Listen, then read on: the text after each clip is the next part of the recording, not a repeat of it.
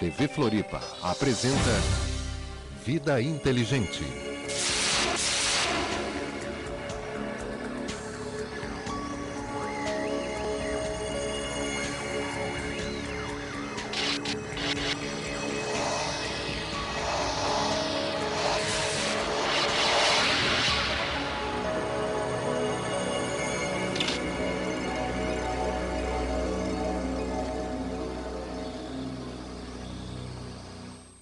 Boa noite, Brasil, boa noite, Floripa, boa noite, mundo. Hoje eu posso dar boa noite realmente porque nossa internet parece estar bem e hoje espero que corra tudo nos conformes. Reitero que é sempre um prazer a gente estar junto novamente nessas quintas-feiras. Já vamos completar 4 anos, já estamos no mês de maio de 2009. Hoje eu queria mandar um grande abraço para uma amiga que eu revi, mesmo que tenha sido telefonicamente, depois de muitos anos, mais de 10 anos, a Carminha Brito, lá de Salvador, na Bahia. Uma nova amiga de lá também, a Luciana. O meu amigo jornalista competentíssimo, que me contatou essa semana também, lá da Espanha, de Madrid, Pablo Villarrubia Mauso, um excelente jornalista. E todas as pessoas que todas as semanas têm nos acompanhado, nos escrevem ansiosamente, esperando a quinta-feira, assim como nós. Por outro lado, também quero mandar um grande abraço para o meu amigo Salvador dos Santos. Vocês sabem quem é Salvador dos Santos, aquele âncora, muitos anos, durante a década de 80, estreou o Jornal do Almoço na RBS TV.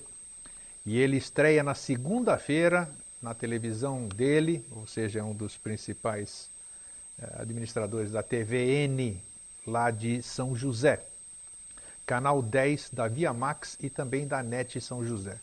Eles vão retransmitir também a Rede Brasil e a programação local para São José e toda a grande Florianópolis, inclusive Florianópolis também, através da Via Max.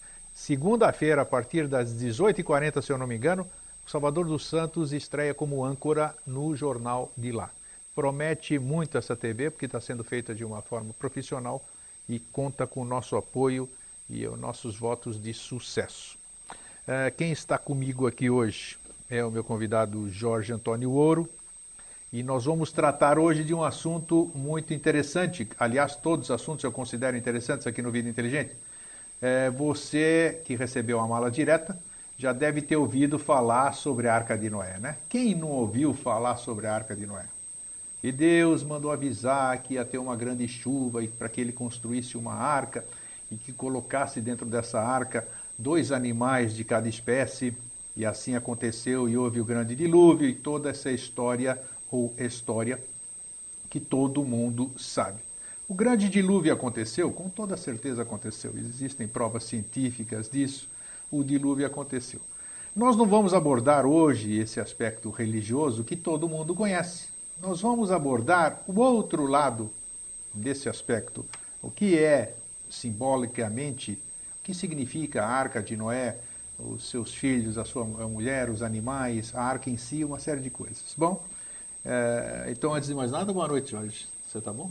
Estou com saudade de você já aqui. Eu também, né? O público, o telespectador também. Faz um tempo, né, que eu não venho. Né? Faz um tempo, mas isso é natural, né? Pedi umas férias. Pedi umas férias, tá bom, então foram concedidas, está aí. Obrigado. O importante é que o tempo passou e nós estamos aqui de novo. Eu já estava seco, já estava igual um maracujá de gaveta, porque não vinha me alimentar aqui, né? Vai com certeza. E eu vou aproveitar aqui no ar, porque a semana que vem, hoje é 7, a semana que vem é 14. E 14 passou o seu aniversário, né? E parabéns, dia 12 de maio. Você é 11, meu querido amigo e irmão Jorge Antônio Ouro aniversaria. Então, desde já, os meus parabéns e dos nossos telespectadores, Obrigado. Com certeza, tá? E também já vai ter passado o seu aniversário. Se o meu é dia 11, o seu é dia 12. então, desde já, os meus parabéns. Então, e as pessoas que nos assistem também, devolvo. Até isso que nós estamos muita aqui com saúde. esse dedo, é bom, é exatamente isso que importa. A gente está fazendo o que gosta, juntos, nessa grande egrégora, junto com você aí em casa. E estamos com saúde, os nossos estão com saúde, todas as pessoas com quem a gente congraça, isso que é o importante. E antes da gente entrar, só mais um recadinho que eu lembrei. Peraí, só eu complemento aí. Você complementa. Ao final do programa, às 22 horas hoje, nós vamos fazer um teste. Se você tiver uma caneta, anote. Nós vamos fazer um chat ao vivo eu vou estar num chat ao vivo, num canal de televisão da internet, que é uma rede da internet que dispõe de televisão ali, que futuramente também nós vamos estar lá também, que é, se você quiser anotar, www. Agora vem a palavra em inglês. Você escreve Ustream, USTREAM.tv. www.ustream.tv. Ali temos condição, nós já montamos uma página Vida Inteligente, só tem o nome Programa Vida Inteligente, mas existe um chat que nós já testamos, eu e algumas pessoas, então queremos a partir de hoje criar uma interatividade com o telespectador. Às 10 horas? Às 10 horas da noite. Também, então. Tá aí, o Jorge está aqui, está dizendo que não. Então nós vamos versar e conversar sobre o tema de hoje. Porque é claro, muitas pessoas nos dizem, nós não queremos ligar para o programa Vida Inteligente porque a gente perde muito, até o ato de a gente ir até o telefone ligar, a gente já perdeu o fio da meada. E uma hora passa muito rápido. Passa muito rápido. Então, hoje às 10 horas, que é o tempo da gente ir embora daqui, 9 horas termina o programa, tal, chegar em casa, conversar com a família, fazer higiene pessoal, todo aquele ritual, e depois nós vamos para a internet e vamos bater um papinho. Então tá combinado? Até logo mais. Jorge, aquele complemento antes da gente... Não, só dizer que sou no aniversário, quer dizer que sim, ia te desejar muita saúde, né? Mas eu não desejo muita saúde, é só saúde, porque não tem muita ou pouca, né? Exato, a mesma coisa, felicidade, né?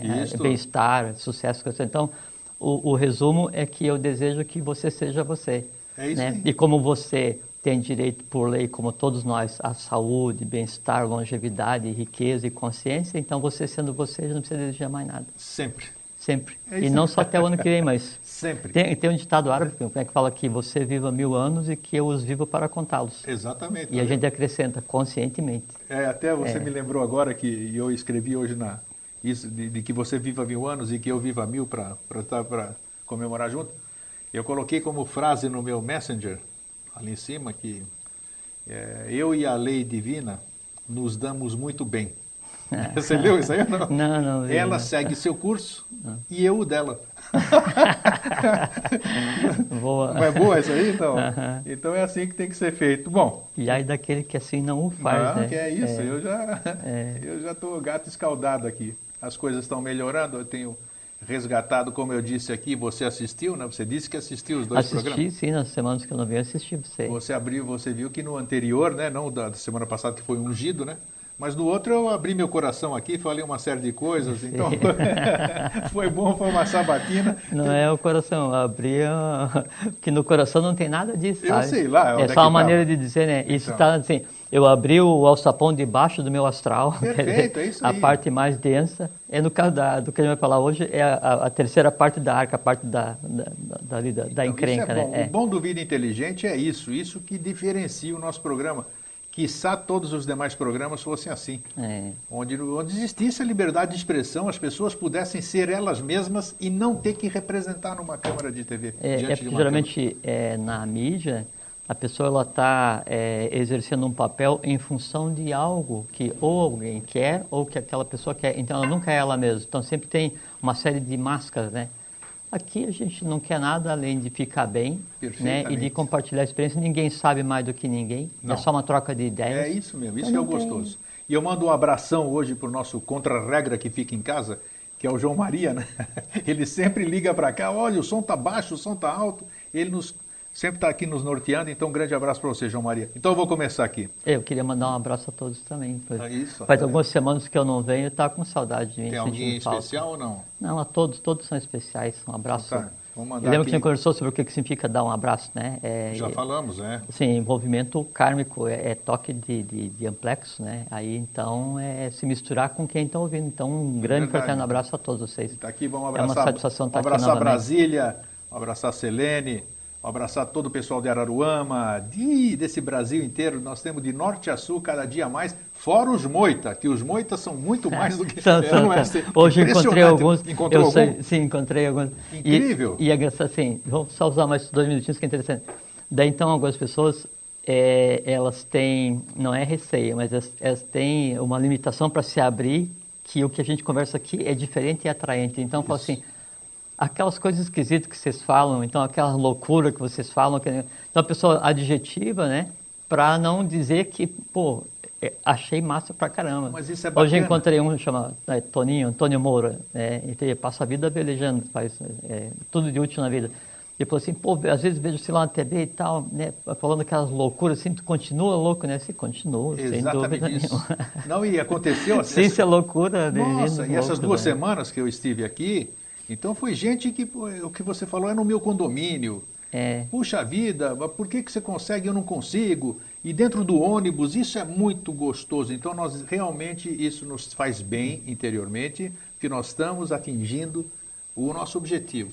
E uma coisa, e é que as pessoas questionam, que a gente conversa, a primeira pergunta é assim, como é que vocês conseguem guardar tudo aquilo na cabeça? Aí a resposta é óbvia, imediata, é que a gente não tem nada na cabeça. Não tem nada guardado ali para ver. Não tem nada na cabeça. O que vai ser falado se apresenta e é verbalizado, né? E o conhecimento ele está todo em um único lugar de disposição, não acessa quem não quer. Eu estive essa semana batendo um papo com o Salvador, a quem eu mandei um abraço hoje, e eu disse a ele, eu falei, no Vida Inteligente não tem script, não tem pauta, não tem nada, eu só sei que nós vamos conversar, sentamos lá e conversamos. Exatamente. Entendeu? Hoje só trouxemos isso aqui, porque isso aqui eu tenho que ler, porque eu não posso decorar tudo, né? Vamos começar então. A grande ave celeste pousa, e pousará muitas vezes ainda, mas dificilmente seus pés encontram apoio na face terra. Seu lugar é no último ramo da árvore da vida. O senhor já vai explicar isso aqui. E tem uma relação aqui. O que é essa correlação aqui, Jorge? A correlação. Na teogonia, ou para os incas, quer dizer, na tradição inca, né? Então, o nome do ser... Ah, sim, entendi. Entendeu? Então, nos incas, na tradição inca, o assunto de que hoje, nós vamos tocar hoje, tá. Os incas chamavam-no de botica, os astecas de coxcox, ou então um colibri. Os gregos, deucalião. Os celtas gauleses, do ifan. Os celtas belgas, quimeris. Na China, foqui. Na Pérsia, xixustros. Na Índia, vatvasvata. Vaivasvata, isso, tem razão. Na Caldeia, upnapistim. No Egito, Num, que era o abismo celeste. Exatamente. E entre os guaranis, Tamandaré. Então...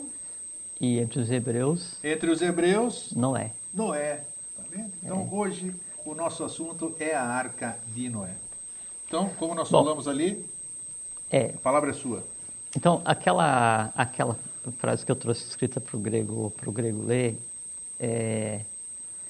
então, já de início já esclarece aquela questão da pomba que é enviada para ver se tem terra e volta com um ramo de oliveira ou de um vegetal qualquer, dependendo da tradição, volta com um vegetal, né?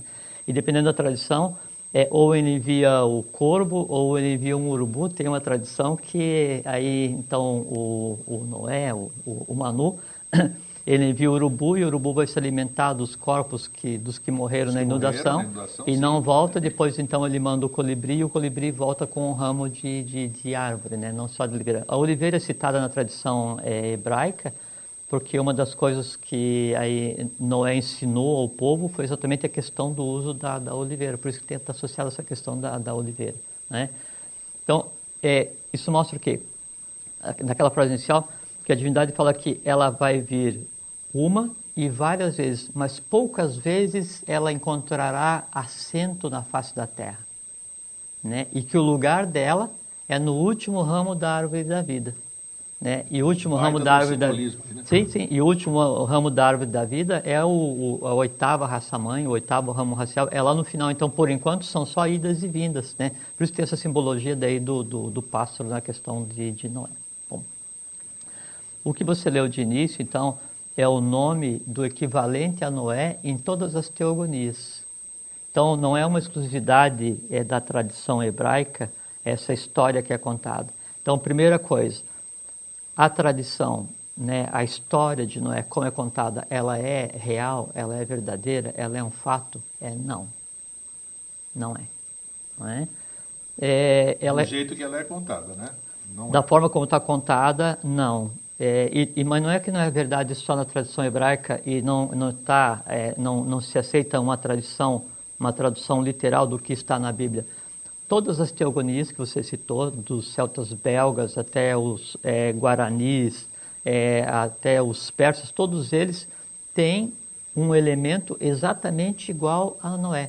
Tem uma história exatamente igual a de Noé. Tem a construção, por assim, o dos guaranis, o tamandaré, ele flutuou em uma palmeira durante os 40 dias.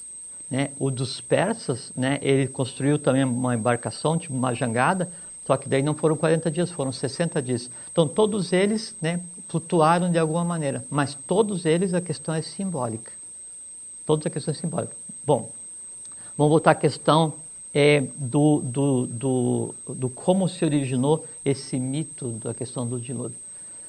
Então, toda essa tradição hebraica, a tradição hebraica em si, ela é uma derivada direta da tradição atlântica, né? E todas as outras tradições também, especificamente a questão da tradição hebraica. Mas só uma parte aí. Atlante não estaria bem distante dos hebreus, vamos dizer? Olha, tem éons, né? Sim. Então, como é que existe essa... Mas é que daí, por exemplo, a história que está contada da Arca de Noé, ela não coincide com a questão de Noé, né, da existência de Noé. Sim. Então, é um conjunto de livros que foi criado para criar uma história. Perfeito. Entende? Tanto é que, assim, em que dia, em que ano aconteceu o dilúvio? Isso a gente sabe detalhadamente. 9.564 a.C. Sim, já falamos aqui, inclusive. Sim, que foi o dia em que afundou a última ilha da Atlântida, que foi Poseidones. Morreram 64 milhões de pessoas, só que antes já se sabia que ia acontecer isso. Então, vamos voltar à questão da Atlântida, né? Para chegar daí na questão de Noé e daí analisar essa questão do simbolismo. Então, a Atlântida, ela foi a segunda, a terceira, quarta raça-mãe, né? Então, a gente teve a raça bórea, a raça hiperbórea, a dos lemurianos, né, onde a gente tem como remanescentes hoje em termos de continentes a Austrália e Ilha de Páscoa, né? E depois nós tivemos a Atlântida, onde a gente tem como remanescente, aí sim, várias partes do que está imerso ainda é remanescente da Atlântida, a Ilha da Madeira, de Açores, parte da Europa, o Brasil inteiro, a Península do Yucatán. Ocupava praticamente a maioria das terras do planeta? A Atlântida, ela teve o primeiro cataclisma há 4 milhões de anos atrás, 4 milhões de anos antes de Cristo, 4 milhões de anos, né? Daí desse primeiro, de 4 milhões de anos, então sobraram 7 ilhas continentes. Uma dessas ilhas continentes, que é a que nos interessa comentar, então ela pegava do norte da África até o Yucatán inteiro, parte de baixo ali do México, América Central inteira e o Brasil inteiro. Que era o tempo que era tudo colado, né? Isso era uma ilha. Sim. Né? Uma ilha. Daí existiam mais 6. Nessa ilha, então, que existiam as 7 cidades-estados da tradição atlântica. 7 cantões, cada cantão dividido em 3, com seu templo principal. Cada um desses cantões, ele era governado por um rei atlântico, quer dizer, e era uma parelha, que era uma parelha de Agnes, Vasos e Barichados, princípio feminino e masculino. E aí é da tradição atlântica que vem a questão da Torre de Babel, sim, que então aí a quarta cidade... Entendia, né? Mas sim, na verdade... É simbólico também, né? É simbólico totalmente, Porque aí houve a revolta das 7 cidades contra a 8ª, capitaneada pela 4ª, e eles tentam construir uma elevação para ultrapassar os muros da 8ª cidade. Então desencadeia uma série de processos, e aí então ocorre uma série de cataclismos na Atlântida derivado desse acontecimento. Então, em 4 milhões de anos acontece esse primeiro cataclismo, sobram 7 ilhas.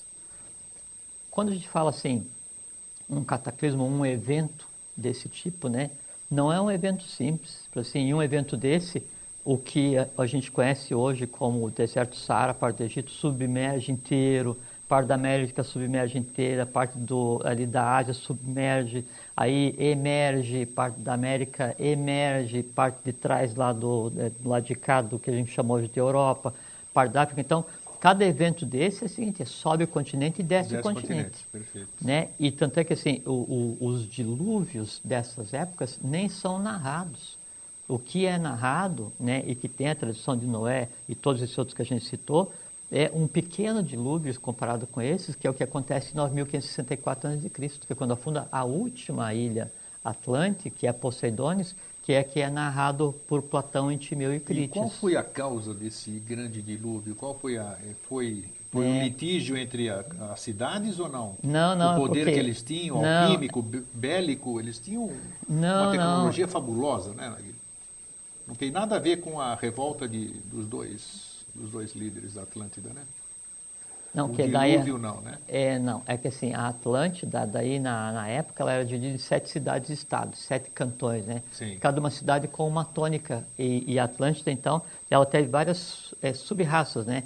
Travatas, Rakshasas, Turânios, os mongóis, acados migradores, uma série de povos, né? Semitas, que foram os quintos, a quinta sub-raça, de onde derivou depois a raça ária, lá para a meseta do Pamir, onde é o verdadeiro Monte Ararat, não tem nada a ver com a Armênia. Com a Turquia. Ele fica na divisa. Na Armênia divisa, com a Turquia, né? Dá para ver da capital da Armênia, dá para ver, fica bem na divisa. Bem na área dos curdos ali. Né? Exatamente, Então não teve nada a ver. Aí, essas 7 cidades-estado, cada um tinha a sua tônica e tinha assim, 3 realizadas, uma em andamento e mais 3 potenciais, como é a questão das raças humanas, né?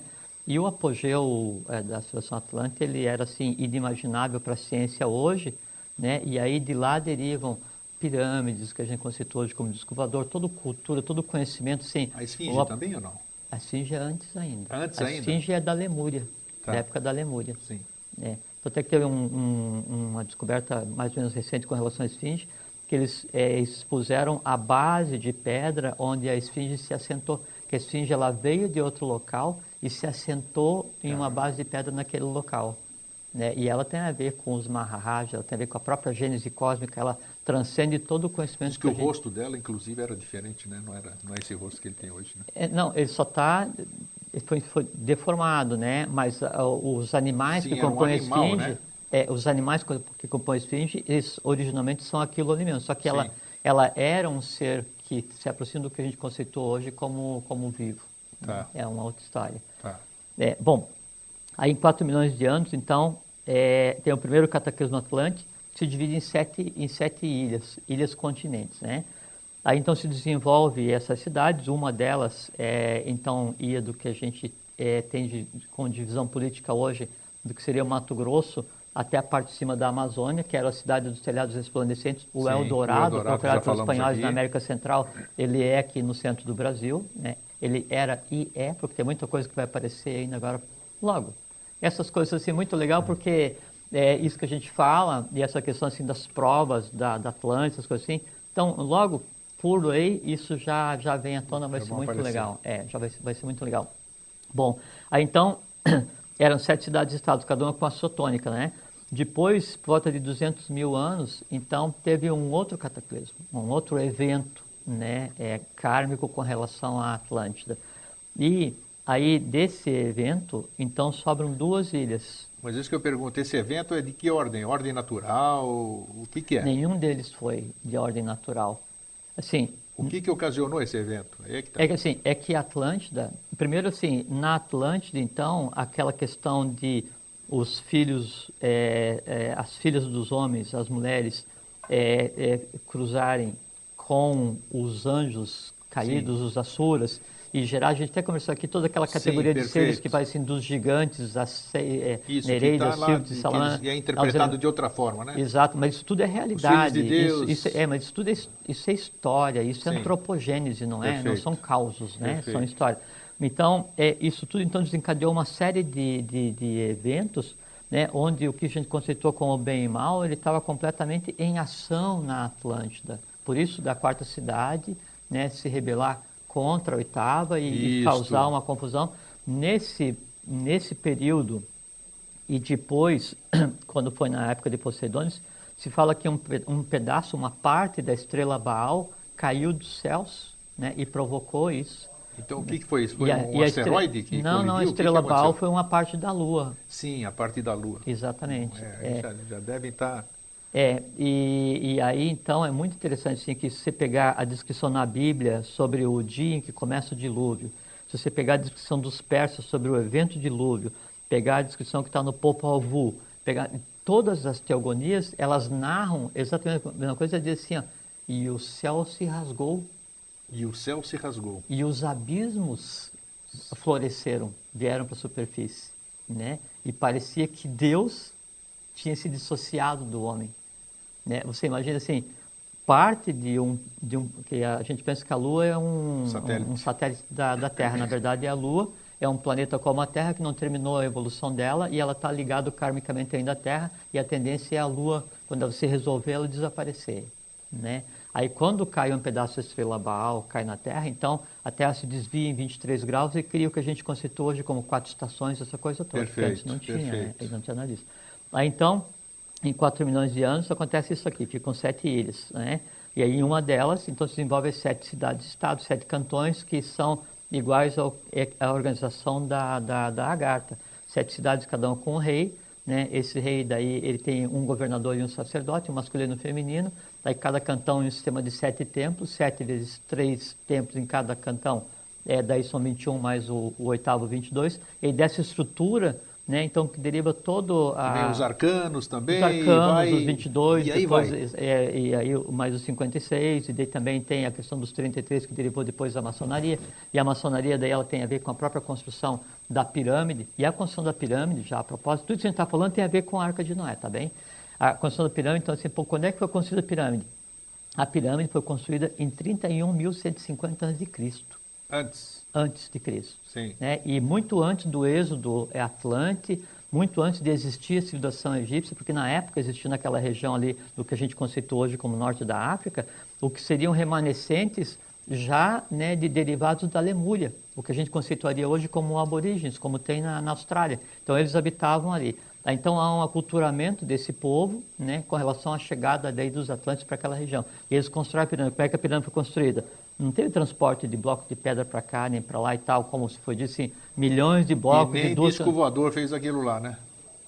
Não, não que não houvesse, porque na época era um Sim. meio comum de locomoção, né? Os vimanas e tudo. Mas é que daí, no caso específico da Atlante, das pirâmides, foi usada uma técnica muito comum Você já falou uma engenharia, né? de geração das construções na época da Atlântida, que era criar geopolímeros, né? Então, o geopolímero, assim, você tem a forma, você injeta como se fosse um isopor, em seguida ele petrifica, né? Então, por isso que ele não consegue injetar colocar uma gilete ou uma agulha entre os blocos. São blocos gigantescos, trazidos não se sabe de onde, não se sabe de que maneira, não foram trazidos. Eles foram injetados ali, não é? Obviamente que daí tem ali na pirâmide toda a cultura atlântica que deveria ser passada para frente, não tem nada a ver com túmulo, isso tudo é brincadeira. Bom, 30.150 construção das pirâmides, depois volta de 15.600, 15.500 antes de Cristo, inicia o que seria o êxodo atlântico, quer dizer, o pessoal sai para a América Central, para a América do Norte, para a América do Sul,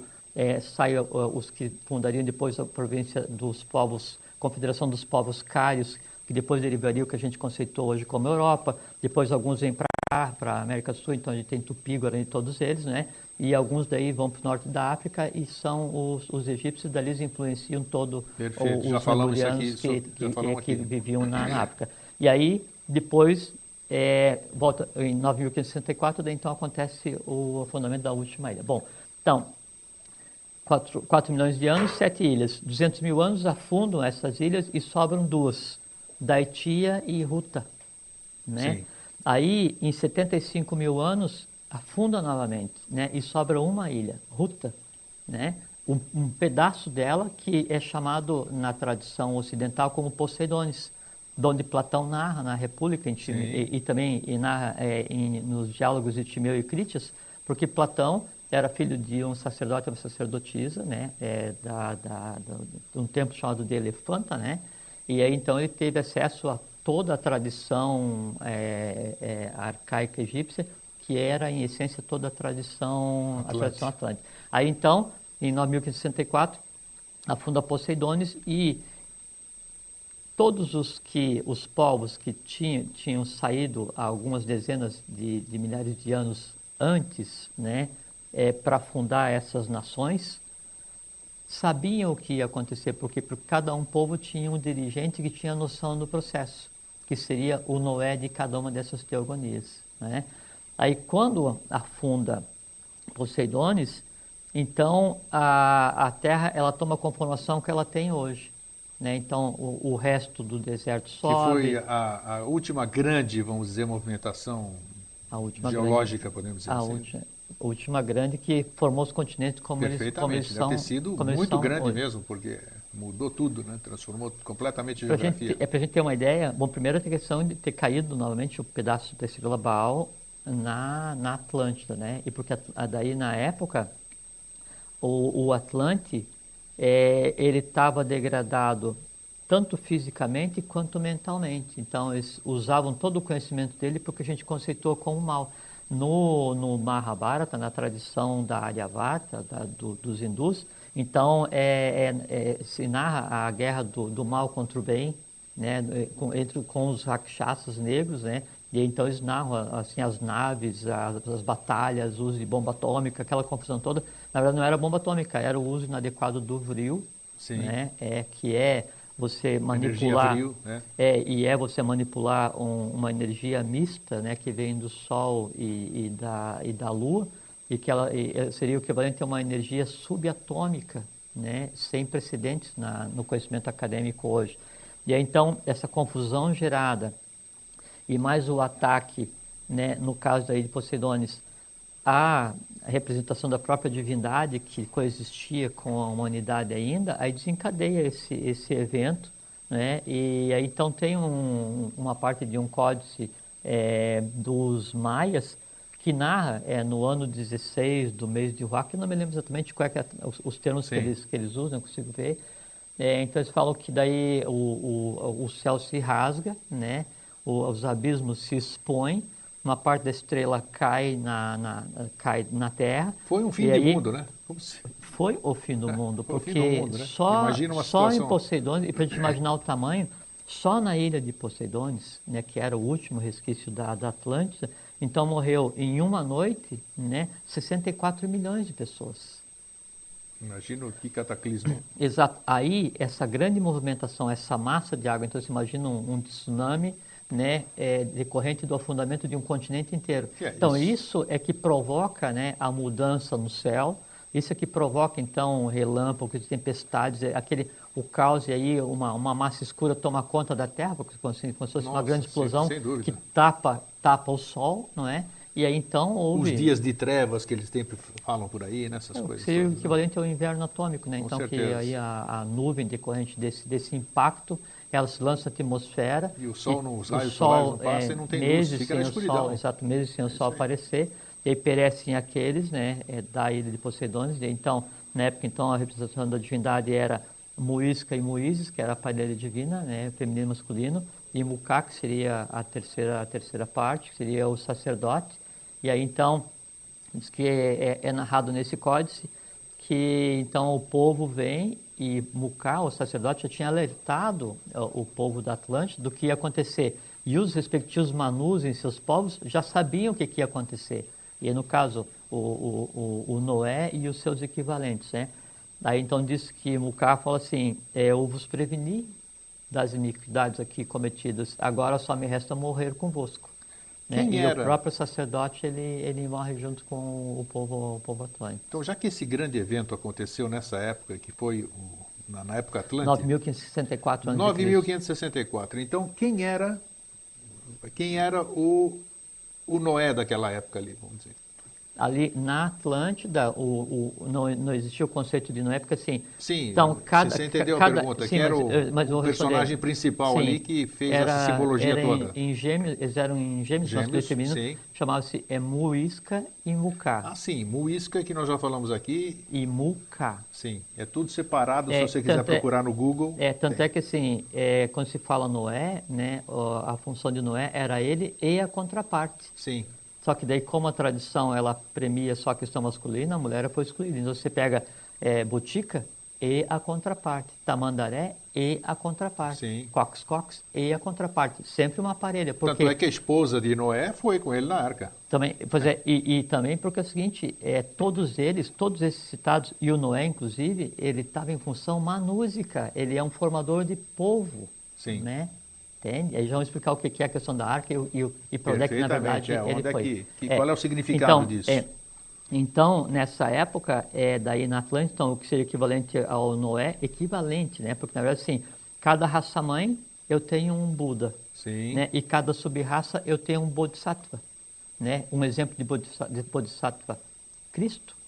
Yoshua Ben Pandira. Joshua Ben Pandira, com respectiva contraparte. Moisés, Quetzalcoatl, Botica, né? Cada um deles tinha um Bodhisattva. E o Bodhisattva, dependendo então se ele está numa sub-raça ou num ramo racial, ele tem um nível maior ou menor de consciência. Então são vários seres ligados diretamente ao governo oculto do mundo, à divindade, agindo em função da humanidade. Então, na Atlântida estava a própria divindade em si. Né, a parelha manúsica primordial em si, que era Muisca e Muká. Muisca e Muká. E Moíses quem é? Tem Moíses também, não tem? Mas não tem nada a ver com... Desculpa, Moíses e Muisca. Muká era o sacerdote, isso, exatamente, tá. exatamente. Bom, aí já se sabia o que ia acontecer. Quando houve o êxodo atlântico, volta de 15 mil anos, quer dizer, quase 6 mil anos antes de acontecer o que a gente considerou como dilúvio, então já se sabia o que ia acontecer. E eles não tinham alternativa nenhuma, né? Para um evento desse, o que você pode fazer? Até porque esses sábios, esses bodhisattvas, quer dizer, esses iniciados, esses adeptos, eles sabiam que a tendência atlântica seria essa. Seria reversível, né? Mas, como sempre na questão humana, mesmo quando tem a presença da divindade, há o livre-arbítrio, porque com a humanidade nem a própria divindade pode. Né? Então, já se sabia que haveria a possibilidade de. Então, há esse êxodo atlântico, né? E aí em cada uma raça, então, se inicia um processo independente. No caso lá, específico de Moisés, né? Então, primeiro assim, de Noé, né? Primeiro que Noé na verdade, Eon, né? E Eon... É o tempo, né? A eternidade. O Eon é uma medida de tempo, né? Sim. Mas Eon significa a presença divina na Terra. Então, o Noé, ele era um bodhisattva tanto quanto Jesus, tanto quanto Krishna, tanto quanto Manco Capac, tanto quanto Quetzalcoatl, exatamente igual, Sim. como qualquer um desses que a gente citou aqui de início. Então, ele tinha uma função, como bodhisattva, nesse caso específico, ele tinha uma função manúsica. E o Manu é aquele que é o formador de raças. Né? É aquele que vai fazer com que o novo povo seja formado. O que acontece? Quando acontece a questão da Atlântida, um cataclismo no intermediário, aí um Manu, e ele é citado na tradição hindu como se ele fosse também o Noé, saído das águas, ou salvando o pessoal das águas. Ele pega parte, né, do povo atlântico da quinta sub-raça, que eram os semitas, e leva para a meseta do Pamir. Sim, tá. Né? E ele é tido na tradição hindu como o Noé, porque daí ele salva o povo, né, do dilúvio que vai acontecer. Só que aí uma coisa muito interessante assim, o salvar, primeiro que fica uma coisa muito assim, questionável, se fosse levar ao pé da letra a questão de Noé, porque assim, como que a divindade vai escolher só um homem e uma mulher e a sua prole, e no caso Noé ele tinha Sem, Cã e Jafé. Todo mundo diz isso. E respectivas esposas, em detrimento de todo o resto da humanidade. Será que ele era tão perfeito? E a justiça daí, se ela é tão rígida, para que evolução? Primeira coisa. E depois o seguinte, se ele levou, né, na arca uma parelha de cada animal, que arca era essa? E depois, então, tem alguns questionamentos assim, alguns acadêmicos, que falam assim, mas então, se ele levou um par de cada animal, um casal de cada animal, e depois liberou para povoar, então, por exemplo, assim, como que na América tem muita cascavel e não tinha cavalo, por exemplo, né? Então, como que aconteceu? Então, Tem uma série de perguntas aí que não tem resposta. É porque, na verdade, não existiu a história Claro. dessa maneira, né? A função Exatamente. do Noé não era colocar ninguém na arca, né? E até porque a E arca... até lá os próprios animais lá dentro são predadores. Como é que teriam sobrevivido? Não, não tem. e até porque, assim, a função de Noé era levar os escolhidos, todos eles, a função deles realmente foi levar os escolhidos, os que deveriam sobreviver à catástrofe atlântica. Para reconstruir, né? Sim. E levar os animais, mas daí não é levar o animal em si, né? Eles tinham que levar a semente das almas, era o ânima, e aí o ânima foi traduzido como animal. Isso que é importante, perfeitamente, ânima, que vem de alma. Então ele levou os seres, os eleitos, os selecionados, e a semente das almas do porvir, que assim, aqueles que viriam a ser o próximo povo. Perfeito. Então não tem nada a ver com o animal, né? Até porque seria inexequível você construir um barco que ficaria um ano navegando sem alimento com os animais. Não, é uma história, como outra qualquer, né? Mas não procede. E os outros Noés, das outras teogonias, né? Também é dado a eles a questão de selecionar animais, né? Mas representativos, sem dúvida. Sempre como, né? A semente do ânima, né? E não o animal em si, E também há algumas questões de tradução na Bíblia que quando se refere a quando diz não é pegar um animal de cada um que existisse no mundo, não. Era um animal, um casal de animais, de cada um do seu lugar. Quer dizer assim, até porque a função do Manu, ela é pontual. Porque da mesma forma que Barzaz agiu na Índia, o Noé agiu com os hebreus, Quetzalcoatl, Botica, Tamandaré, sabe, Cox, todos eles, cada um, né, ele tinha que formar e dar um impulso naquela parte do globo, naquela tônica, naquele gênero, naquela raça, naquele idioma, com aquela semente de alma. E como é que esse povo foi salvo? Né? Primeiro assim... Seria uma nova antropogênese ou não? Não, essa é a verdadeira antropogênese. A antropogênese, só que a antropogênese oculta que nunca é falado, né? Porque...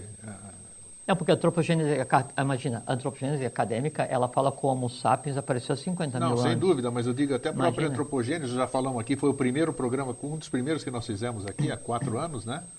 Que nós falávamos da antropogênese, mas já da origem das raças e tudo aquilo. Sim, a gente está agora detalhando mais esse processo. Exato, então por isso que foi a minha pergunta. Isso aqui já faria parte também, apesar de ser muito mais para frente, faria parte então todo esse processo da antropogênese, porque foi a criação. Porque a antropogênese está ligada diretamente à intervenção da divindade na humanidade, que é a questão do Manu, que o Manu ele vem para fazer a raça dar um salto. E sempre que há é uma nova antropogênese, podemos dizer assim, né? Sempre que se forma uma nova raça. Não, aí seria uma nova raça mesmo, que a antropogênese é o conjunto da coisa em si. O conjunto, perfeito. Que é a gênese da humanidade, do gênero humano, né? Então, quando... Noé vai selecionar aqueles aos quais ele deveria, por força de lei, preservar com relação ao dilúvio. Primeiro que é o seguinte, o dilúvio não matou todo mundo. Com certeza. E nem matou todos os animais. Né? Assim, ele fez subir um pedaço aqui, um pedaço ali, desce aqui, inunda, mas por exemplo, assim, deu inundação em Santa Catarina, em Curitiba está todo mundo bem, por exemplo. Então, em escala é parecido, né? Mas alguns tinham que ser preservados. Aí, quando Noé pega os eleitos, né, por ele, né, e mais as sementes das ânimas e vai colocar na arca, né, e depois vai descer no Monte Ararat, né? Ararat significa altar do discípulo, entende? Aí, quando a arca ela pousa depois do dilúvio no Ararat, é porque daí o Noé, ele já levou os eleitos e as sementes do porvir para o lugar de direito. E qual é o lugar de direito? Qual que é a arca? Né? A arca, né, é a Agartha. Sim. Tá. Então, a preservação desses seres, né, por todos os Manus, todos os Noés, em todas as teogonias, e que acontecem exatamente no mesmo dia, no mesmo ano, pelo mesmo período, só varia o número de chuva que um ou outro vai narrar, todos eles levam parte de seus povos para um lugar. para a Agartha. Que ali, A Agartha Agartha estava na superfície nessa época ou não? Não, a Agartha Não. é chamada de Ilha Imperecível. Ilha Imperecível, Ilha sim. Imperecível, né? E aí tem Belo Vede, tem vários nomes, e todas as teogonias se referem a esse lugar, né? E ela estava na superfície, né? Sim. No apogeu da raça da Atlântida, mas ela foi introspectada, ela se internou, né, quando do primeiro cataclismo, quando se separou, e aí depois teve um problema com a sétima ilha, onde tinha as 7 cidades, já começou esse problema com relação à divindade. A Agartha fica interna, né? Quer dizer, é um lugar a ser preservado, né? E preservado, sim, existe fisicamente. E está isenta de cataclismos, tudo? Ela existe fisicamente, Sim. são cantões, são cidades, tem gente, tem atividade, tem gênese, né? Então são gerados novos seres, igualzinho. Talvez nem caiba a pergunta que eu vou fazer agora, mas ele já começa a rir, né? Ele já começa a rir porque sabe que Estava demorando. Você apresentou aqui em programas passados foram 33 ordens. Você mostrou para mim. Sim. E se eu não me engano, olha o sorriso, ó, brilhou o olhinho. A última ordem é a ordem de Maitreya. Exatamente, mas tem a 32, é a de Ararat. E nós estamos agora nessa ordem. Então fala sobre ela. Por que essa coincidência? Tem a ver. Essa ordem tem a ver, o nome tem a ver. Sim, grego. Bom, assim, então, primeiro vamos chegar aqui no Ararat. Então, quando a tradição diz que daí as águas baixam, daí assim, um dos Manus, né, Cox, então que ele manda uma ave para ver se tem terra, ele manda um urubu. E veja essa questão de toda a simbologia. Sim, por que ele manda o urubu? Porque o urubu era uma ave não existente até a época da Atlântida e ela foi gerada por meios não normais, né? Então ela representa o que se conceitua como mal, né? Assim como o corvo. Então sempre tem esse teste com o mal, para ver se o mal se aproxima do bem, porque ia chegar um momento em que mal e bem iriam fazer o que se chama de o colóquio amoroso, que é beber na mesma taça, para que daí tudo se resolvesse. Isso já aconteceu. Né? No caso da simbologia da Arca de Noé, então ela era separada em 3 andares. Isso. Né? No primeiro andar, os resíduos. Né? No segundo andar, os seres humanos e os animais ditos puros. Né?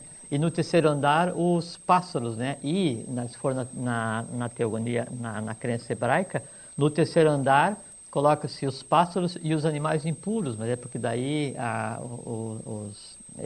de Maomé, do Islã, eles não comem a carne de porco. Então, aí foi feita uma adaptação para cada história. Claro, por quê? Porque ficando no terceiro piso, né? Daí a água ia lavar. Só que a água que lava e a água que move a arca não é a água, elemento físico, não. É a água do Akasha, né? E a água do Akasha, ela tem o Akasha inferior, que é o humano, tem o médio e tem o Maha Akasha, né? Que o Maha Akasha é a própria Mãe Divina. Então é a Mãe Divina em escalas interagindo em um processo de mudança, né? De purificação e de limpeza do astral humano, né? Limpeza do karma e equilíbrio das raças em mudanças de ciclo. Então, se a gente pegar a Bíblia ou qualquer uma das outras tradições e ler, mas não ler com olhos de religião, né? E não ler com um espírito academicista, né? Mas ler para interpretar simbolicamente o que está ali narrado, né? Então você tem acesso a um conhecimento esotérico em essência. Perfeito, tá? Perfeito. Bom, então se diz que a arca ela desceu no Monte Ararat, só que cada uma arca ela desce em um lugar, né? Tamandaré, né? Aí então ele fica na beira da praia, né? E vê a água subir, fica em cima de um coqueiro e aí a água sobe e o coqueiro daí flutua. E os que não quiseram ficar com ele ficaram nas montanhas e sucumbiram, porque a água passou das montanhas, depois a água baixa e ele sobrevive só com uma palmeira. Sim. Tem outro que fez uma jangada e tal. No caso daí de Noé, então disse que ele desceu no Monte Ararat. Só que daí, conforme a gente falou, o Monte Ararat, nesse caso, não tem nada a ver com o Monte Ararat. Isso, o físico ali. Da Turquia e Armênia, mas tem a ver com a Meseta do Pamir. E a Meseta do Pamir, aí por coincidência, é o mesmo lugar onde Vajrasota leva a raça semita, a quinta sub-raça atlântica, para dar origem à raça ária, que depois se mistura e se espalha dali e dá origem ao êxodo e depois a formação do que a gente chama hoje como o branco na Europa, esse tipo de coisa assim. Noé, na tradição, ele teve 3 filhos, Sem, Cã e Jafé, né?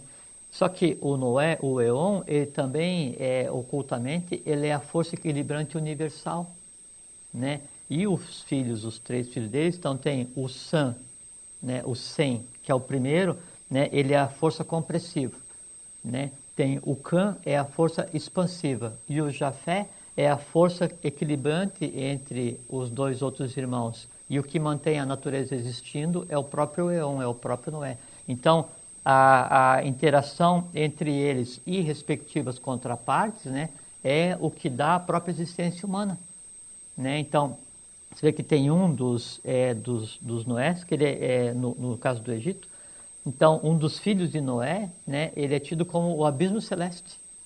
Né? Então, toda a teogonia, e aí se mistura já com a questão da cosmogênese, está narrada nesse simples fato que é a questão daí da Arca de Noé. Bom, o porquê daí a questão do Ararat, né? O Ararat da montanha, o Monte Ararat, que é o altar do discípulo. Isto. Dentro da questão das 33 ordens, e veja assim, as 33 ordens, então, elas se iniciam com a maçonaria dos Trachumarutas, no apogeu Atlante, não é? Não tem a ver com a criação da Grande Fraternidade Branca, que daí seja na época da Lemúria, né? Então alguns milhões de anos antes, e formado pelos adeptos independentes. E aí, então essa estrutura que é criada na maçonaria dos Trachumarutas, ela deriva, e para esse ciclo, então a lei determina 33 ordens que têm o bastão de mando. Não quer dizer que são só 33, mas quer dizer assim, a tônica da lei, né, ela emana de somente uma ordem cada vez, né? E aí teve um período em que essa tônica da lei, ela emanava, né, da maçonaria egípcia, né, que era de Amenófis IV Cunaton e que era professada na pirâmide que tem embaixo da pirâmide de Quéops, que é ligada a uma outra sala de iniciação que fica 40 metros à esquerda de onde está a esfinge, e a entrada é uma porta que tem entre os pés da esfinge, e também isso daí logo vai ser descoberto, né? Aí depois teve um tempo que uma outra ordem que era a tônica da lei era a ordem dos Nazar, que era que dava suporte à vida de Joshua Ben Pandira, né? Teve um período em que daí foi necessário fazer a questão do tentar se unificar a Europa, e aí teve a Revolução Francesa, capitaneada pela maçonaria. Então, nessa época, a maçonaria era a ordem que controlava, que tinha a tônica da lei, mas a maçonaria ligada sempre à maçonaria egípcia, não só a maçonaria ocidental, que ela passou a existir em 1727, né? E aí, então, isso evolui para uma ordem depois, que é a ordem que sempre deu sustentáculo à vinda de todos os Budas, de todos os avataras, de todos os Manus, todos estes. Então, assim, se você pegar o Manu dos Maias, Quetzalcóatl, o Noé dos Maias, a ordem que dava auxílio, né, suporte a Quetzalcóatl era a Ordem do Sol, que ainda hoje está ativa lá na Península do Yucatán, na Pirâmide do Sol, e tem rituais do mesmo jeito. Então, cada um deles, né, tinha a sua tônica. Então, essa 31ª ordem é a ordem do Santo Graal. E o Santo Graal nada tem a ver com a religião católica, porque a tradição do Graal, ela remonta à Atlântida, né? Então, a tradição de alguns milhões de anos e não de 2000 anos. Se confunde a tradição do Graal com a questão do Jesus da Igreja, porque ele, como Bodhisattva, não como Buda, como Bodhisattva, né? Então, ele karmicamente passou por aquilo que lhe era reservado, né? E aí o sangue dele é colhido também no Graal e preservado no lugar de direito, né? E o Graal, ele existe fisicamente e essa coisa toda. Bom, aí quando termina o período determinado pelo planetário para a ordem do Santo Graal, aí inicia-se a tônica da ordem do Ararat, que é a ordem da semente. Não tem as sementes? Não tem. Então, as sementes, da mesma forma como os Manus, né, Noé e todos os outros, eles salvaram os seres e as sementes das ânimas, né? Então, essas sementes de ânimas agora estão preparadas para esse futuro que está acontecendo agora. Então, a ordem do Ararat é a ordem dos novos, é a ordem da semente, é a ordem das crianças. E vai até quando? para nós entrarmos na ordem de Maitreya, que é a última. É um caso muito sério. Disse que é até 2012. E agora pronto, já vai ter gente que não vai dormir hoje. Não, mas não tem essa tradição, não é isso daí não. Né? Mas todo mundo Não, pensa, todo é, mundo. não, mas 12 de dezembro de 2012, olha, vai ter festa no planeta. Não, se a gente sobreviver esses porque dias. por assim, que é uma coisa muito interessante. Não, vamos por aqui, vamos por outro lado. É que os maias, eles começaram a contar um período de tempo, né, que coincide quase com o nascimento de Krishna. Então eram coisas diferentes, Sim, em continentes longe, diferentes. distante, Eles começam a contar de tempo, né, onde esse ciclo termina em 2012. Mas são ciclos sempre que assim, você termina um ciclo e o outro ciclo já começa. Até que é o seguinte, não é que a ordem de Maitreya vai ser a tônica do ciclo, né, em dezembro de 2012. Ela já é a tônica, por quê? Porque isso já é uma realidade. Com certeza. Então, são realidades que são construídas dezenas de milhares de anos antes e que se interpenetram. Não existe na natureza isso de assim, de hoje é um acontecimento, às 0 hora, vou virar chave e amanhã é uma nova realidade. Não tem isso. Não tem porque a divindade, quando ela age no plano da matéria, ela se limita, né, à própria humanidade. Porque a divindade não geometriza. Então, ou a humanidade consolida os desejos divinos que se manifestam nela conscientemente e realiza, ou não é realizado. Daí vem a questão do tal do livre-arbítrio. Poder-se-ia se conjecturar que em 2012 houvesse a manifestação do Maitreya? Física. Não, é que assim, Grego, é que há uma diferença muito grande que assim... Porque o nome da ordem é em função dele, né? Com certeza. É do período, né? Porque daí é do um período, sim, mas... Porque é um período que vai abranger 1000 anos. Perfeito. Assim, assim, é um período que começa em 2005 e termina em 2005, com um intervalo de 7 anos de transição. Porque Maitreya não vai ser um bodhisattva, né? Bodhisattva. Vai ser um avatar? Não, é um avatar? Ele é o síntese. O síntese. Né? Ele é o que chama de bijan. Ele é a semente de onde provém, de onde provieram, de onde vieram todos os outros avataras, todos os outros bodhisattvas. Assim? Ele é a gênese, né? Ele é o alfa e o ômega desse ciclo. Caramba, então veio para fechar o ciclo mesmo. Ele é um manu semente e um manu colheita. Então ele inicia e fecha o ciclo. E ele é o resumo em si de tudo que já existiu, todos os esforços, né? Por isso que é uma coisa que vem sendo preparada há centenas de milhares de anos. Então não são 7 anos solares que vão fazer diferença. Então é uma realidade que já existe, né? Só que não vai ter assim essa pirotecnia de achar que daí isso a gente o planeta sabe. vai não sei Isso o que e tal, e vai desviar os 23 anos. Não, isso não vai acontecer. Isso é só desejo daqueles que não têm uma razão para existir, né? E acham que daí a morte ela vem como um prêmio, porque senão tem que ficar se questionando. Fugir dos problemas, já falamos disso. Exatamente, isso não acontece. Então, com relação a Noé, não é? A arca é a barca, a água é a água do Akasha, né? E sempre tem a questão dos seres divinos ligada à questão da água, né? Rômulo e Remo, né? Osíris, e Osíris foi o primeiro que foi fundar a civilização pré-egípcia, né? Então vem a barca de Osíris. Moisés, ele foi achado no rio e depois ele separa a água do Mar Vermelho para o povo passar. Né? Então sempre tem a questão do ligado com a água, mas a água daí não é a água física, a água é o Akasha, né? É aquilo onde todos nós estamos imersos, né? Onde é o próprio plano da Mãe Divina.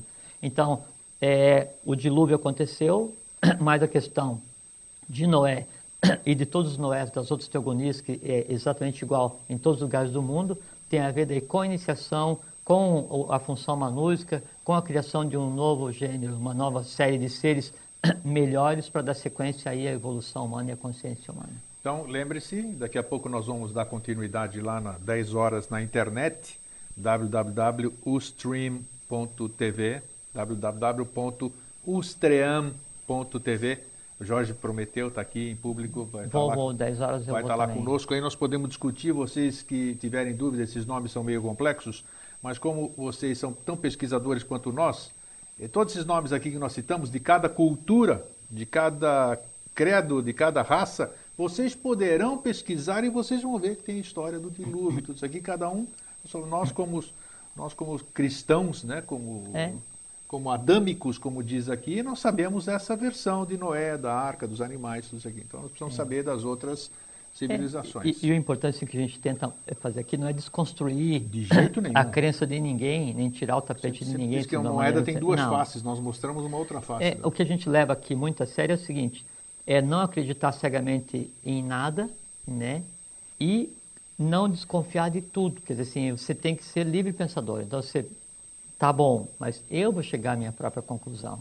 Com né? certeza. E isso daí se aplica a tudo. Então, o que a gente tenta repartir aqui é simplesmente uma nova maneira de ver as coisas, né? Que assim, é retirar a ponta do véu de Maia que encobre a realidade. Essa questão não é um exemplo típico, né? Que assim, que é uma história inverossímil, né? Assim, não lógica, mas que na verdade ela é esotericamente fantástica, né? Porque ela é a própria ação do Manu em um momento complicado da humanidade. Foi o evento da nossa civilização, podemos dizer assim, né? Dos mais recentes. Dos mais recentes, então.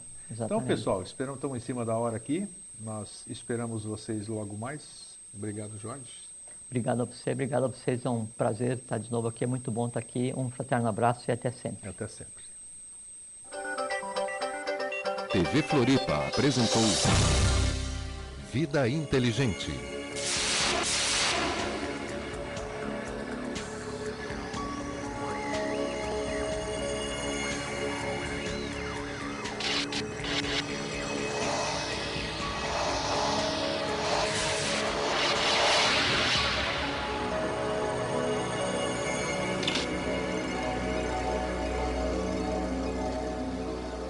Comemorar junto. Eu coloquei como frase no meu Messenger, ali em cima, que eu e a lei divina nos damos muito bem. Você viu isso aí ou não? Não. Ela segue seu curso e eu o dela. Boa. Não é boa isso aí, então?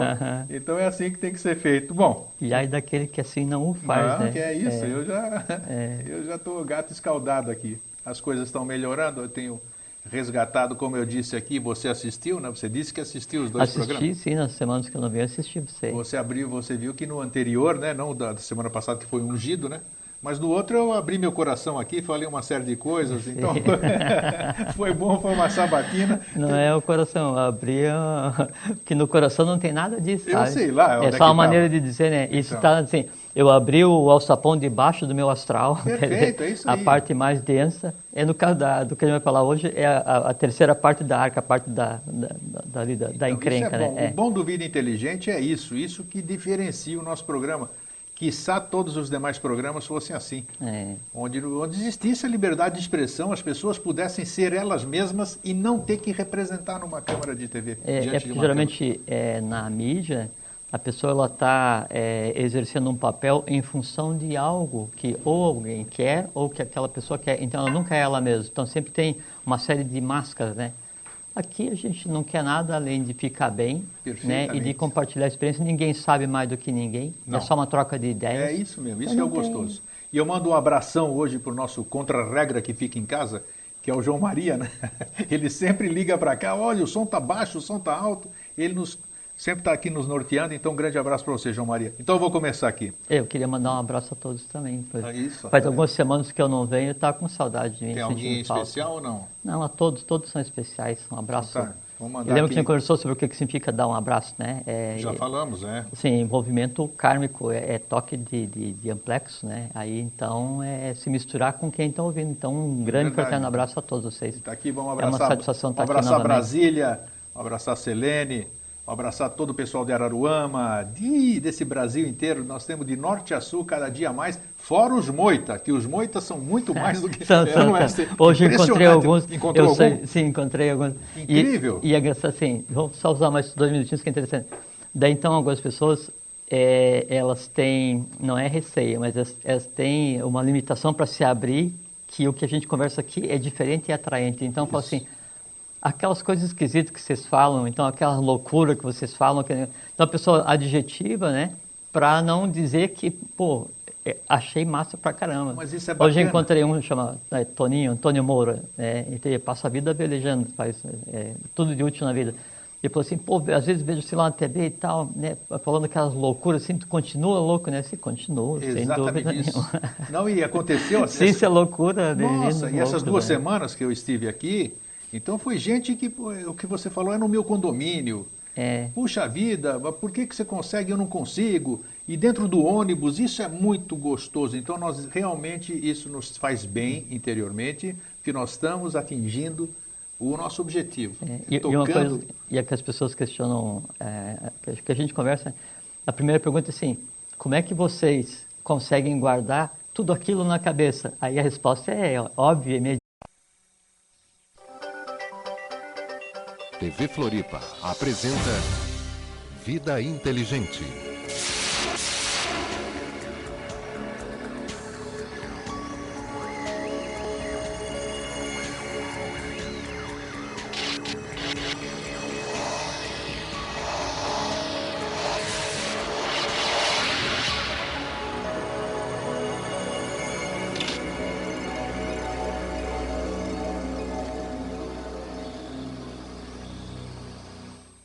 Boa noite, Brasil. Boa noite, Floripa. Boa noite, mundo. Hoje eu posso dar boa noite realmente porque nossa internet parece estar bem e hoje espero que corra tudo nos conformes.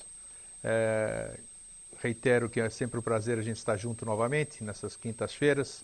Já vamos completar 4 anos. Já estamos no mês de maio de 2009. Hoje eu queria mandar um grande abraço para uma amiga que eu revi, mesmo que tenha sido telefonicamente, depois de muitos anos, mais de 10 anos, a Carminha Brito, lá de Salvador, na Bahia. Uma nova amiga de lá também, a Luciana. O meu amigo jornalista competentíssimo, que me contatou essa semana também, lá da Espanha, de Madrid, Pablo Villarrubia Mauso, um excelente jornalista.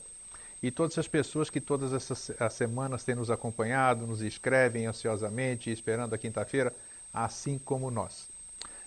Por outro lado, também quero mandar um grande abraço para o meu amigo Salvador dos Santos. Vocês sabem quem é Salvador dos Santos, aquele âncora, muitos anos, durante a década de 80, estreou o Jornal do Almoço na RBS TV. E ele estreia na segunda-feira, na televisão dele, ou seja, é um dos principais administradores da TVN, lá de São José. Canal 10 da Via Max e também da NET São José. Eles vão retransmitir também a Rede Brasil e a programação local para São José e toda a grande Florianópolis, inclusive Florianópolis também através da Via Max. Segunda-feira, a partir das 18h40, se eu não me engano, o Salvador dos Santos estreia como âncora no jornal de lá. Promete muito essa TV, porque está sendo feita de uma forma profissional e conta com o nosso apoio e os nossos votos de sucesso. Quem está comigo aqui hoje é o meu convidado Jorge Antônio Ouro e nós vamos tratar hoje de um assunto muito interessante. Aliás, todos os assuntos eu considero interessantes aqui no Vida Inteligente. Você que recebeu a mala direta já deve ter ouvido falar sobre a Arca de Noé, né? Quem não ouviu falar sobre a Arca de Noé? E Deus mandou avisar que ia ter uma grande chuva e para que ele construísse uma arca e que colocasse dentro dessa arca 2 animais de cada espécie, e assim aconteceu, e houve o grande dilúvio, e toda essa história que todo mundo sabe. O grande dilúvio aconteceu? Com toda certeza aconteceu, existem provas científicas disso, o dilúvio aconteceu. Nós não vamos abordar hoje esse aspecto religioso que todo mundo conhece. Nós vamos abordar o outro lado desse aspecto, o que é simbolicamente, o que significa a Arca de Noé, os seus filhos, a sua mulher, os animais, a arca em si, uma série de coisas. Bom, então antes de mais nada, boa noite, Jorge. Você tá bom? Estou com saudade de você já aqui. Eu também, né? Público... Saudade é da tradição hebraica, essa história que é contada. Então, primeira coisa, a tradição, né, a história de Noé, como é contada, ela é real, ela é verdadeira, ela é um fato? Não. Não é. Não é? Do jeito que ela é contada, né? Não da é. forma como está contada, não. Mas não é que não é verdade só na tradição hebraica e não se aceita uma tradução literal do que está na Bíblia. Todas as teogonias que você citou, dos celtas belgas até os guaranis até os persas, todos eles têm um elemento exatamente igual a Noé. Tem uma história exatamente igual a de Noé. Tem a construção, por assim, o dos Guaranis, o Tamandaré, ele flutuou em uma palmeira durante os 40 dias. Né? O dos persas, né, ele construiu também uma embarcação, tipo uma jangada, só que daí não foram 40 dias, foram 60 dias. Então todos eles, né, flutuaram de alguma maneira, mas todos eles a questão é simbólica. Todos a questão é simbólica. Bom, vamos voltar à questão do como se originou esse mito da questão do dilúvio. Então, toda essa tradição hebraica, a tradição hebraica em si, ela é uma derivada direta da tradição atlântica, né? E todas as outras tradições também, especificamente a questão da tradição hebraica. Mas só uma parte aí, Atlante não estaria bem distante dos hebreus, vamos dizer? Olha, tem éons, né?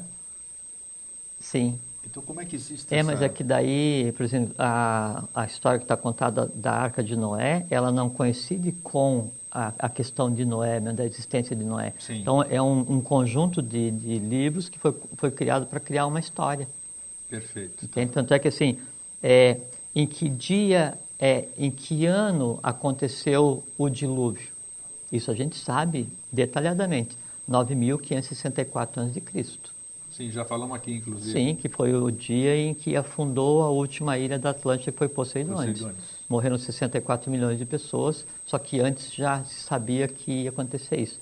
Então vamos voltar à questão da Atlântida, né?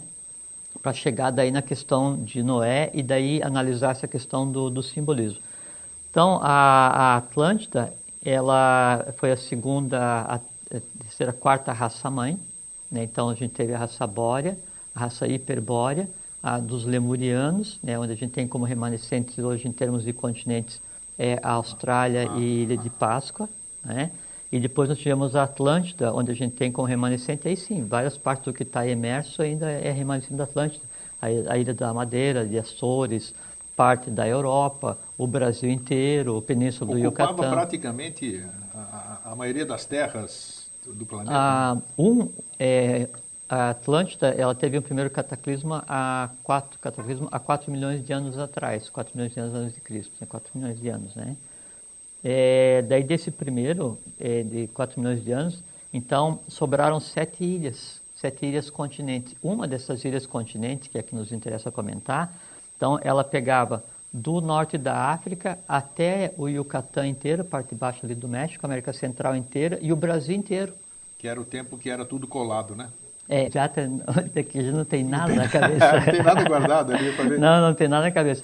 O que vai ser falado se apresenta e é verbalizado, né? E o conhecimento ele está todo em um único lugar de disposição, não acessa quem não quer. Eu estive essa semana batendo um papo com o Salvador, a quem eu mandei um abraço hoje, e eu disse a ele, eu falei, no Vida Inteligente não tem script, não tem pauta, não tem nada, eu só sei que nós vamos conversar, sentamos lá e conversamos. Exatamente. Entendeu? Hoje só trouxemos isso aqui porque isso aqui eu tenho que ler, porque eu não posso decorar tudo, né?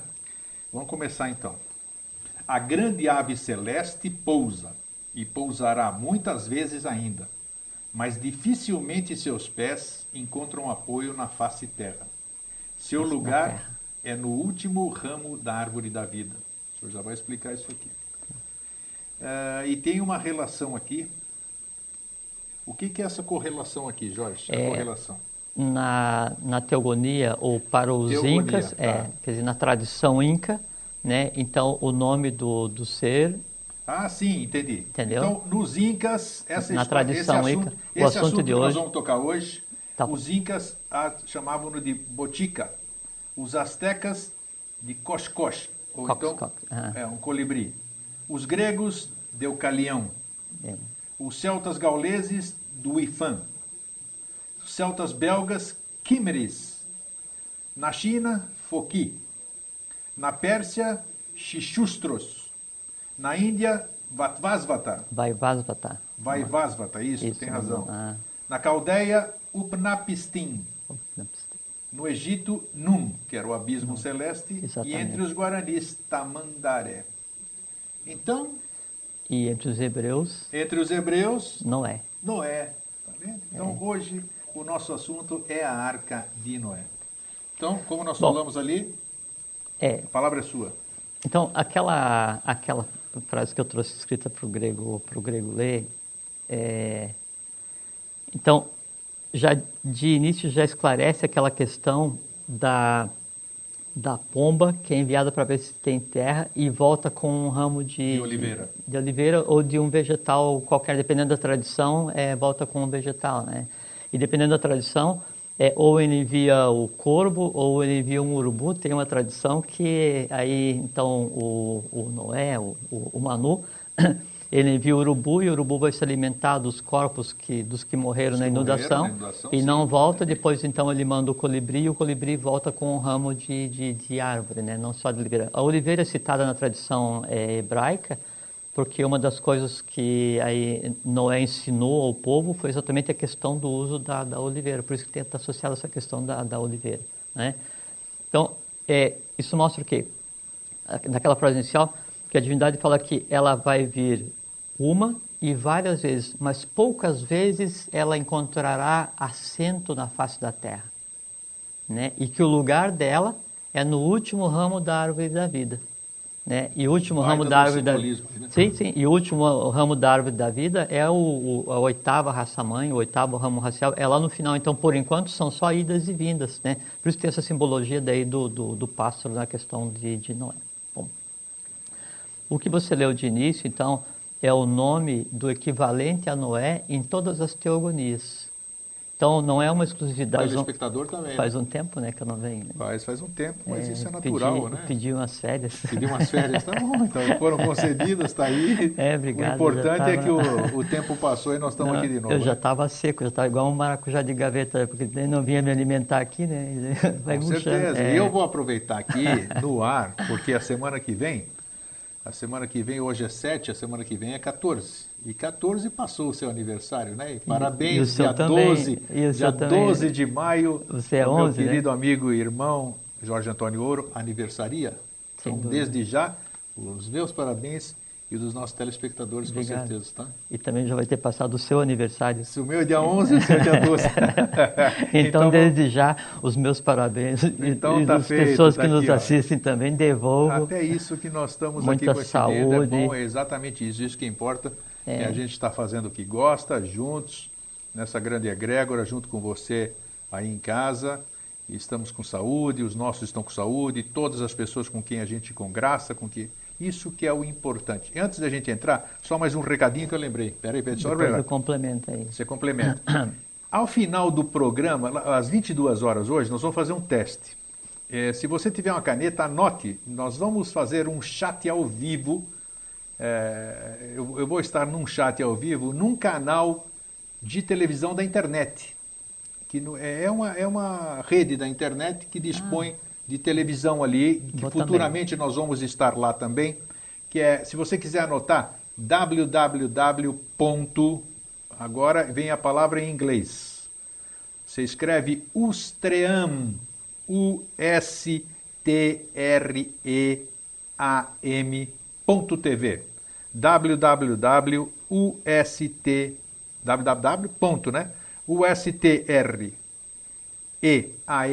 Ustream.tv. Ali temos condição, nós já montamos uma página Vida Inteligente, só tem o nome Programa Vida Inteligente, mas existe um chat que nós já testamos, eu e algumas pessoas, então queremos a partir de hoje criar uma interatividade com o telespectador. Às 10 horas? Às 10 horas da noite. Também, então. Tá aí, o Jorge está aqui, está dizendo que não. Então nós vamos versar e conversar sobre o tema de hoje. Porque, é claro, muitas pessoas nos dizem, nós não queremos ligar para o programa Vida Inteligente porque a gente perde muito. Até o ato de a gente ir até o telefone e ligar, a gente já perdeu o fio da meada. E uma hora passa muito rápido. Passa muito rápido. Então, hoje às 10 horas, 10, que é o tempo da gente ir embora daqui, 9 horas termina o programa, tal, chegar em casa, conversar com a família, fazer higiene pessoal, todo aquele ritual, e depois nós vamos para a internet e vamos bater um papinho. Então tá combinado? Até logo mais. Jorge, aquele complemento antes da gente... Não, se eu dizer que sou no aniversário, quer dizer que sim, ia te desejar muita saúde, né? Mas eu não desejo muita saúde, é só saúde, porque não tem muita ou pouca, né? Exato. A mesma coisa é felicidade, né? Bem-estar, sucesso. Então, o resumo é que eu desejo que você seja você. É isso né? aí. E como você tem direito por lei, como todos nós, à saúde, bem-estar, longevidade, riqueza e consciência, então você sendo você já não precisa desejar mais nada. Sempre. Sempre. É E isso não aí. só até o ano que vem, mas Sempre. tem um ditado árabe que fala que você viva 1000 anos e que eu os vivo para contá-los. Exatamente. E a gente acrescenta conscientemente. Até você me lembrou agora que eu escrevi hoje isso de que você viva 1000 anos e que eu viva 1000 para